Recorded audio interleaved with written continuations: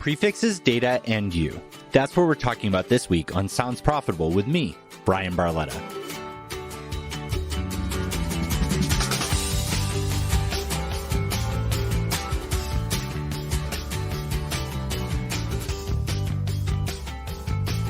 This episode of Sounds Profitable is brought to you by Podsites, podcast attribution.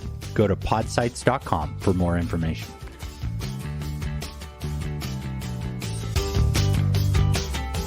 This episode is sponsored by Ad Results Media. We move brands beyond being just heard. Find out more at adresultsmedia.com. I know that you're listening to Sounds Profitable because podcast ad tech is important to you, but it's important to me that you are kept up to date on the latest news from the entire podcast industry. To help with that, here's what happened last week, no matter when you're listening, from James Cridland at Podnews.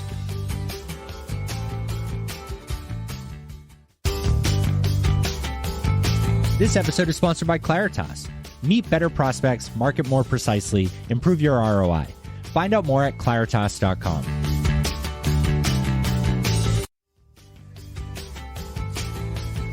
I wrote an article all about podcast prefix analytics and their value.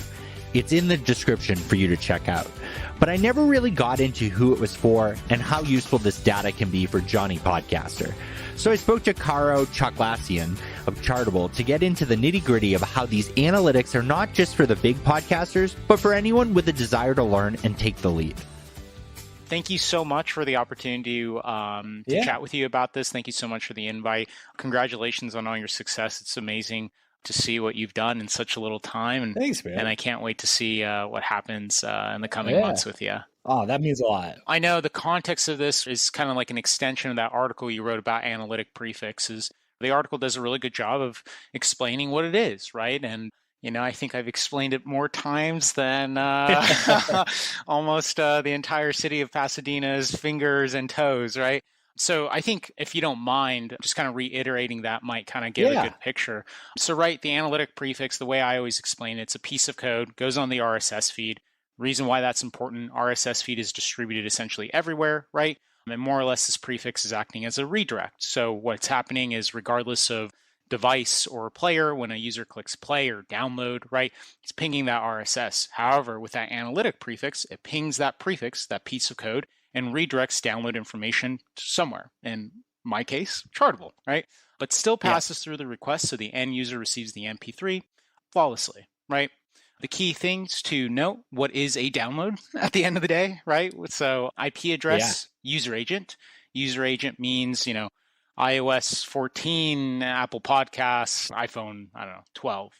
The main reason why I wanted to kind of hit on that definition is because, we're touching on the key thing there, which is it's allowing us to see what's going on with regards to the download. And then B, of course, what makes up the download, the IP address, which is so important. And so companies like, Chartable, right? What we've been doing is we've just been asking ourselves, well, what do we do with that? It's been really quirky seeing media slowly kind of focusing on the IP address more and more and more, right?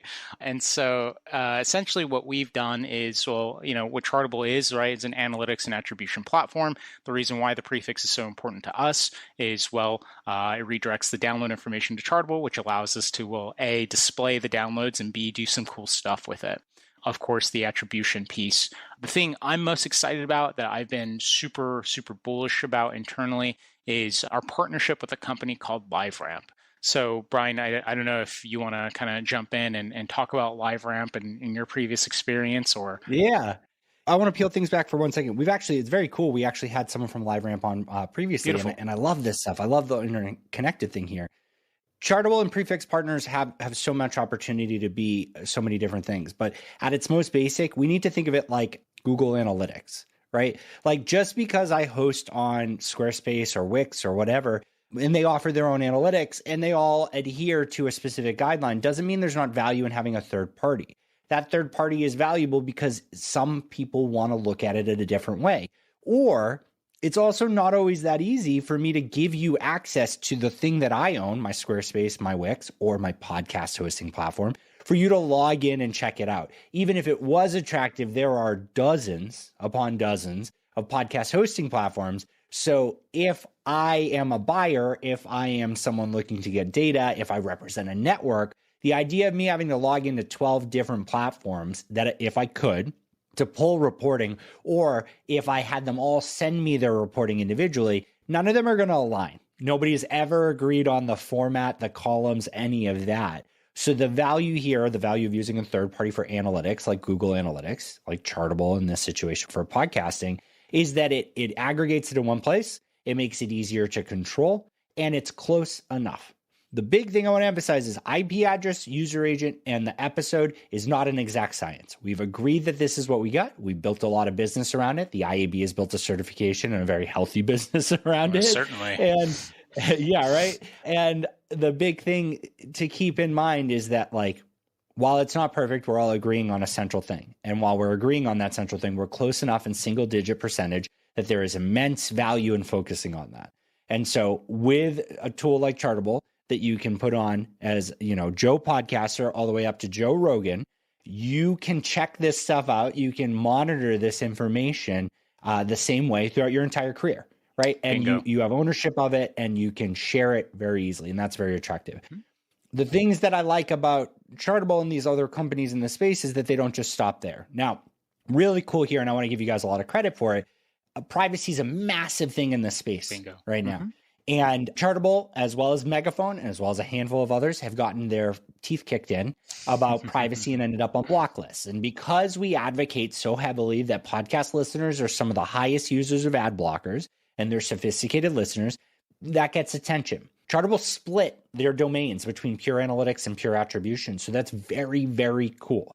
So that the publishers that just want analytics, like Google Analytics, which doesn't necessarily connect into the rest of the platforms, can separate that out from the ad buying and attribution side of it that is beneficial. That's a really cool and powerful thing to say. And the fact that you guys responded so quickly and made that change shows that you understand all the types of audience that you're working with. And I truly love that, because podcasting is about giving the advertisers and the people fueling this space what they want, but not threatening the audience. We as an industry give more to the listeners than any other industry, even when we have advocates out there claiming that things aren't great. They're not great, but they're way worse everywhere else. I don't know. It might not be the best way to put it, but like ad tech is getting better. We are ahead of the curve. Some of it is because we've chosen to, like you guys splitting it out, and other parts of it are because we didn't have a choice. We don't get the data. Yeah. And thank you so much for all the nice things you said within that.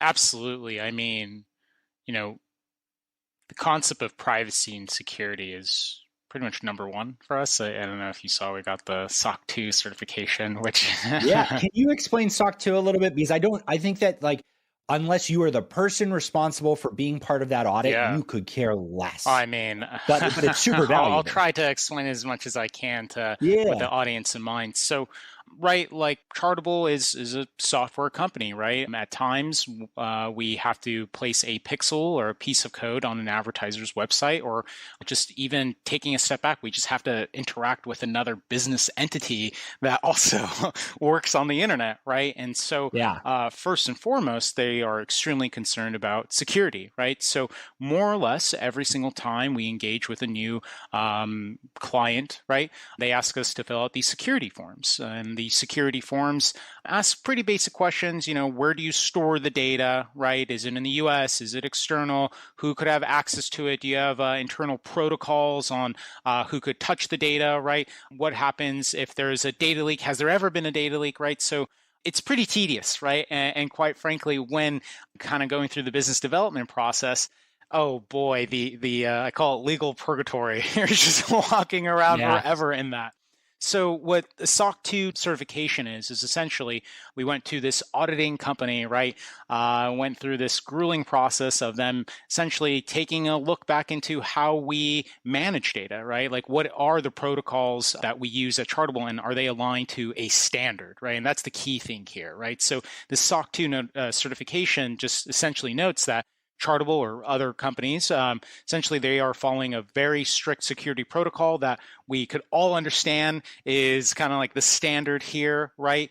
And if anything negative were to happen, we know exactly what they're going to do. So it's essentially just a handshake, right? An agreement that if something bad were to happen, or how we think about the data, or just security in general, there's just a basic understanding across the board of how we're going to react to it, right? What do we do? What are our protocols? So we received that certification essentially during that purgatory status in the biz dev process. Hopefully the certification just makes everything easy, right? It's a huge sign of trust, and it was quite painful receiving it, right? Because you got to document certification is easy.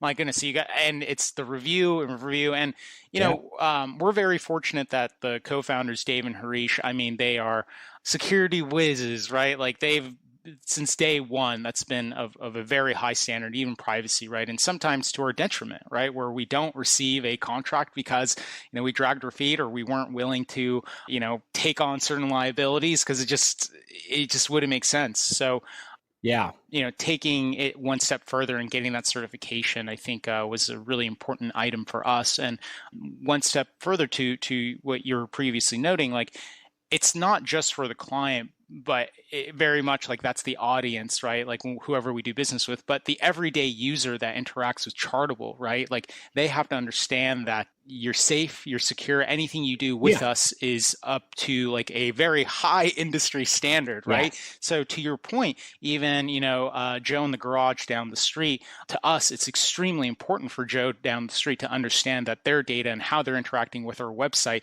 it doesn't place them in a vulnerable position at all, ever, as much as that's valid to, Joe Rogan and Spotify, right? So for us, it was huge to ensure that everyone across the board who interacts with us, and we have so many different parties interacting with our site, understand that privacy is a huge thing, right? And security as well. So we've really made that kind of like the key point for Chartable. Yeah, I like it. At the simplest, like you're saying, it's instead of filling out that form, you can just say we're SOC 2 compliant. Exactly. And that helps a lot. Everybody, I've been in ad tech 12, 13 years at this point, and it's what I like about podcasting is that because it doesn't conform to the simple ways of like, use a double-click campaign manager tag from Google, and you know how that works, and you don't have to invest into it because someone certified it at your company 1 billion years ago, right? And that's how it is.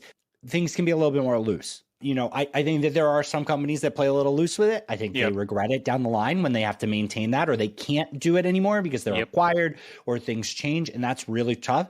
So, like, good on you guys for standing your ground there. I think lost business today, it's tough and it can affect a lot, but it can always help down the line, especially when people struggle. But I think the big thing here is that just like certifying with the IAB, which you guys are, and just like with this SOC 2, like this doesn't mean that you guys agree that this is the best way possible, right? You might do things that are even more strict. You might do things that are even more innovative on top of that. But what you've said is there is a large enough body of people in advertising and data and security that have agreed that these protocols are now a bare minimum that make it that much easier to transact. We are starting to see these companies, even in podcasting, have security leads, right? And these are the things, especially with publicly traded companies, that are absolutely required. Megaphone had to become SOC 2 compliant when they were working with Spotify before the acquisition. Right. And I think ESPN required that, and Spotify required that. It's very important stuff. So in a world where I am out here screaming, don't give anybody your data unless you sign paperwork, what SOC 2 says is, here is the bare minimum you can expect from them, so that you don't have to know from partner to partner to partner, and here's a bar to hold them to. And I really like that. Even from an individual publisher to a massive corporation, it's like when somebody sends you something about a password breach right now, right? Nobody has to conform to how that's handled. Everybody can handle it differently, and it sucks. It does. Right? It does. SOC 2 basically says, like, here's all of the protocols for every single thing that could happen and how we would handle it. Right. And I like it. But thank you. I derailed us to get back to the beginning, but we were talking a little bit about LiveRamp, which is cool. Right. So LiveRamp's data augment. And I think what's really neat and something I want to highlight for people is that there's a difference between the data source and the pipes. Yep. Nielsen is both. Right. Nielsen is a data source. They have their own data, and their pipes, how they connect their own data to a platform. They also aggregate other people's data in there. Adobe is just a data source for most advertising partners. They do have some pipes, but very limited, and you get it some other ways. LiveRamp is purely pipes. And what's really cool about that is they have an infrastructure built on matching data between consenting partners. Now, we understand that the industry is rife with bad actors. Every industry is. So I'm not going to spend a lot of time on here other than the fact that LiveRamp vets their partners on all sides to make sure that they have the consent required to do what they need to do. So that means that by working with LiveRamp and Chartable and LiveRamp working together, just like everybody else, there is a clear line between do you have the right to augment that or not, and then the data coming in that you augment it with, that data is only in that database if those terms are met. At the end of the day, lawyers can figure out what is and isn't right. We're not here to talk about that. We're here to say that businesses that are publicly traded and actively out there doing this stuff have agreed on bare minimum terms and provide some really cool features. And that LiveRamp relationship has allowed you guys to start with what's the data partner that you're starting with now? So for demographic data, Epsilon. Very cool. So Epsilon is a demographic data provider. The way I think about it is, we always get asked the question like Nielsen and Epsilon or Experian, right? So, this isn't survey-based demographic information. What Epsilon does is from credit checks to reward card points, right? They're mapping all this data to essentially a household IP address. So there's really no survey involved, right? It's all based off that household IP. Yep. So our relationship is, they are a certified LiveRamp partner as well, right? And exactly what you said, as are we. And so what we're able to do, which is super neat, right, is we're able to map the IP address, right, to a LiveRamp identifier, right? And then Epsilon is able to map their household IP to a LiveRamp identifier, right? Essentially, we're just visualizing the combination of both our databases, right? So it's been awesome, especially for me who was at doing marketing for a publisher where I had to send out the quarterly survey, right? Make sure the shows are doing the call to action, right? In my head, this is no longer the case. And exactly what you were noting a little bit earlier, the beautiful thing is it's like, it's $100 a month, for to get a bare minimum. So it's like, if you are curious, right, certainly, I suppose in this case I'm on record, but you could sign up for a month and then cancel it if you want, right? just to kind of see who exactly is listening demographic wise, right? And I think that's so incredibly powerful that, anyone could kind of pick that up, right? And it's the same information that, an iHeart or a Wondery, et cetera, would have access to, right? Two things there. So Chartable has a demographic feature, which is an add-on, because if you have the prefix pixel, right, and you're tracking that, then they can layer additional data on here, right? I truly believe that it is in most publishers' best interest. Absolutely review the legal. And I think that if you ever have any questions about it, you're going to reach out to Chartable. Karo is probably going to be the person to respond back to you on it, which is very cool. Dig through this stuff, ask questions, make sure that it fits your goal, but get that pixel on there because everything is additive. The longer they're able to track these things and monitor things, the more you can see historical growth and changes. One of the cool things that they've offered, and is a big thing that I'm going to be talking about in the future in the newsletter, and then going to have another episode about, is I really think that we're so caught up in this world of targeting an individual in real time. And what we miss is the fact that, let's say best case scenario, 50% of all downloads happen in a household. That means that at best case, 50% of the total pool can be matched. It is not 100% match from household to that. So let's say that 60% can be matched there. So now we're looking at, I did bad math. Let's just call it 50 because I'm terrible at math. We're talking 25% of your total pool is matched to serve a campaign against that IP in real time. However, if you look at the downloads consistently over a 3-month period, 30, 60, 90-day period, and you can see all of the addressable households, all the demographic information on there, you can create a sales sheet. You can say your show indexes to this age range. You can say your show indexes to this education, to male versus female, to all these cool things. And what I really think that is neat is that by picking LiveRamp, you've chosen to start with Epsilon. But somebody comes around and is just like, well, Epsilon's crap. Here's how I can prove it. Our data is 10 times better. You can switch it out overnight, which I just wrote that article about, don't build everything, right? You guys super could have been a device graph partner. You super could collect all this. But at the end of the day, you have that flexibility to do that. And LiveRamp is motivated to add as many partners as possible to this that map. So By being connected to these pipes, you have the ability to replace and you have the ability to add to this feature constantly. And Kara said that the price is $100 a month. I'm testing it out for a project right now. It's really neat. I think it's really cool. And what I like about the analytics side of this stuff is that it doesn't have to be for attribution. It doesn't have to be for like ad serving. It can simply be augmentation of who your audience is on an aggregate level, which allows you to print out that one sheet, make that for an email, a PowerPoint presentation, say, this is who my audience is.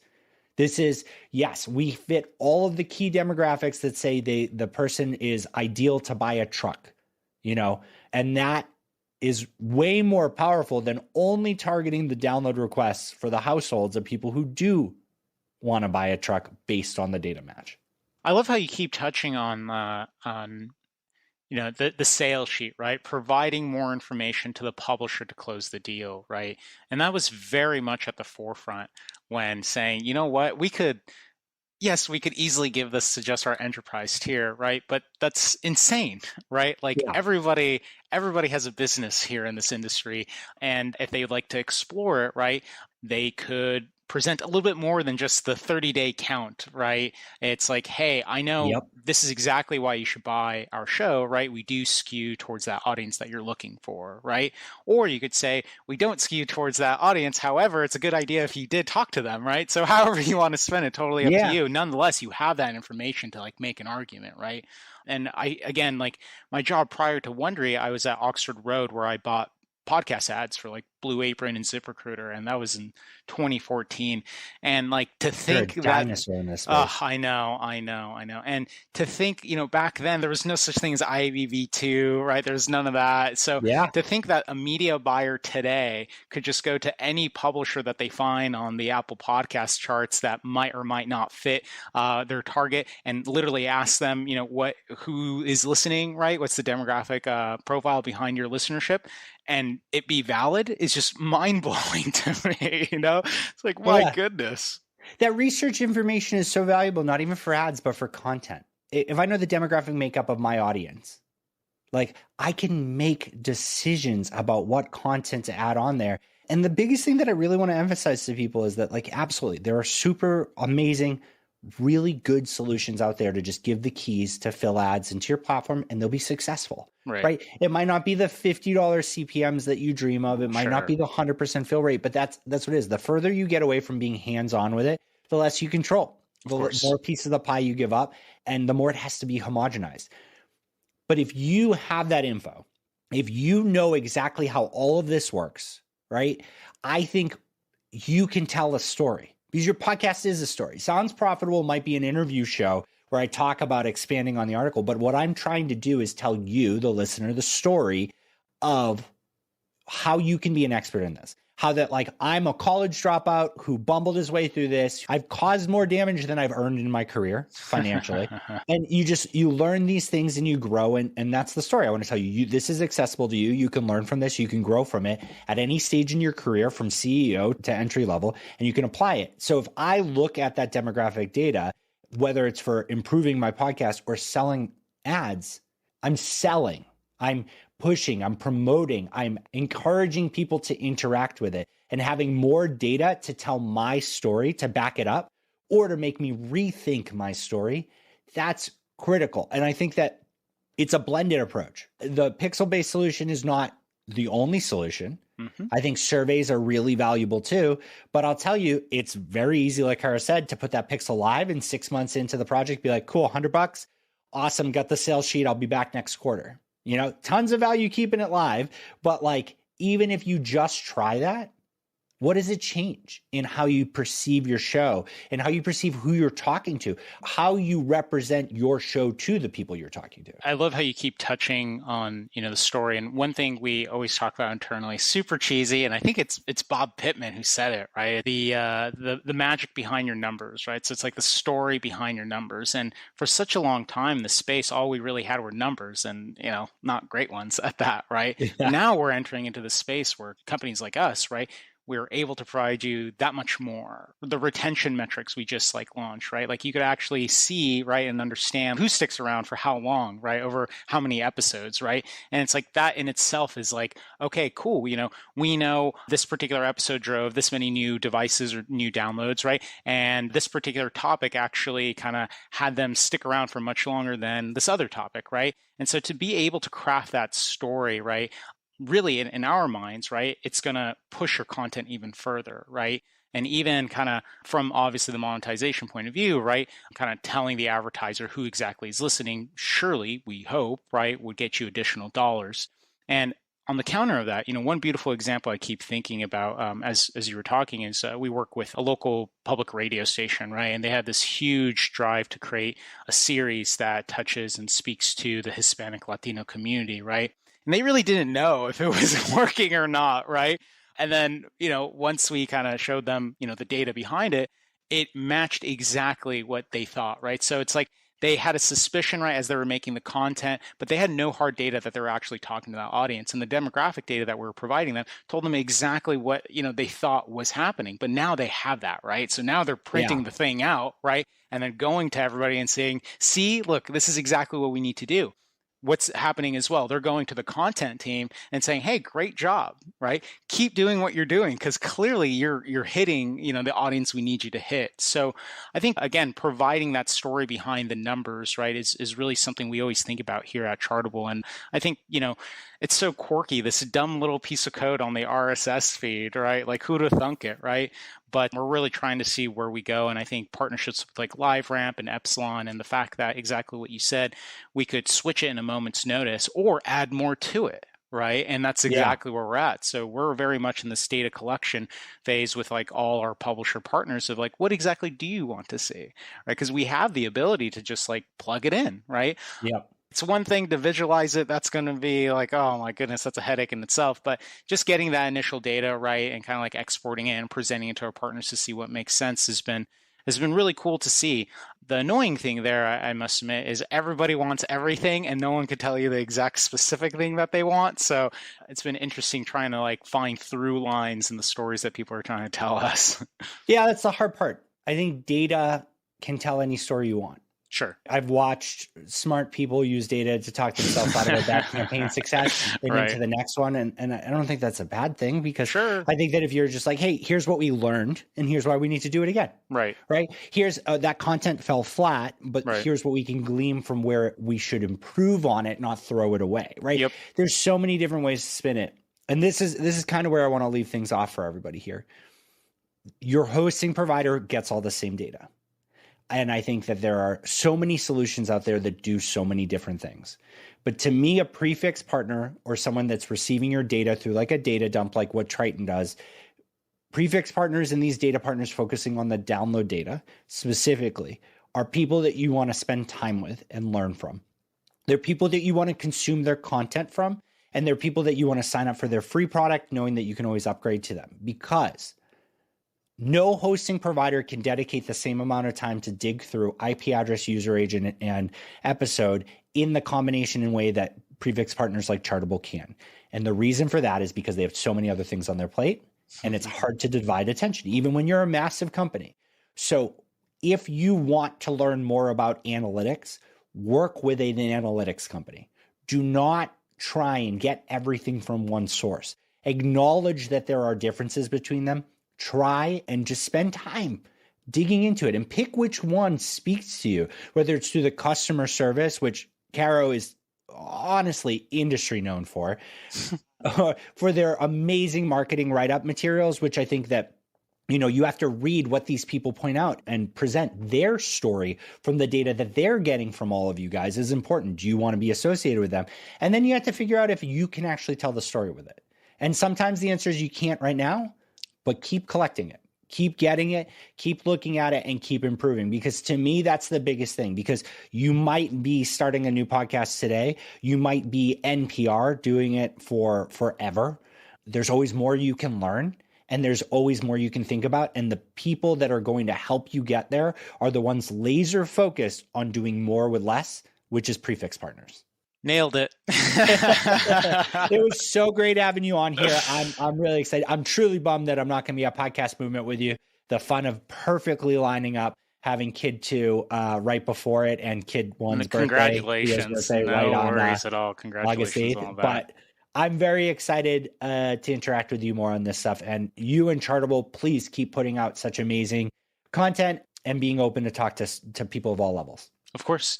Thank you so much for the opportunity. Thank you to everyone who's dealing with my monotone voice or has dealt with it for the last 30-something minutes. So, appreciate your platform and looking forward to hopefully getting on this platform a little bit more. So thank you so much for all the support, and thank you everyone out there for listening. Thanks, man.